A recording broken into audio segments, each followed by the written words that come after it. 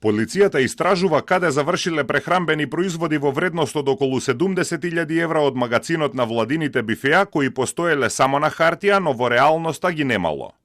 Пописот од 2024-та покажал разлика меѓу сметководствената и фактичката состојба од 4,2 милиони денари, констатира Државниот завод за ревизија во ревизорскиот извештај за работата на владината служба за општи и заеднички работи.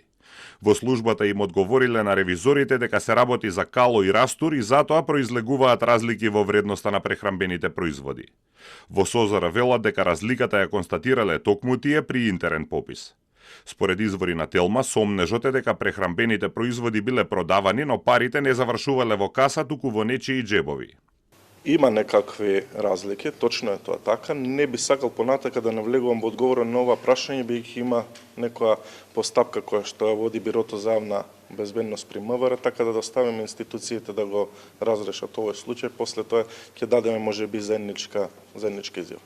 Директорот и раководителите на сектори во СОЗР денеска одржаа брифинг со новинарите за да ги објаснат наодите во ревизорскиот извештај. Една од нелогичностите нотирани од ревизорите беше тоа што за помошник авиодиспечер за владиниот авион се бара вработениот да има лиценца, но за авиодиспечер не се бара лиценца иако е повисока позиција.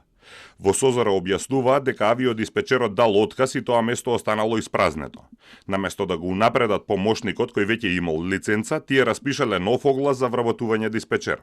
Со оглед дека лиценцата се добива со години искуство, за што побрзо да најдат нов човек, го избришале условот за лиценца, а кога го вработиле, го испратиле на обука. Потоа, додека да добие лиценца, работел под менторство на вработени во авиосекторот.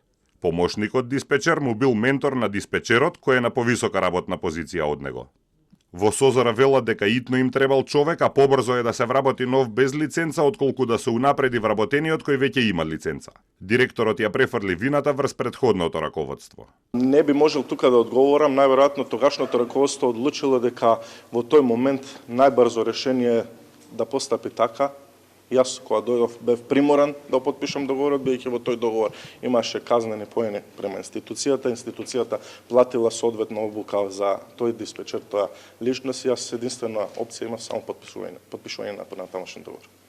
Томовски информира дека е отпочната постапка за расходување на 104 расипани коли кои не се користат, а стојат на паркингот кај МТВ. Ќе се продаваат за старо железо.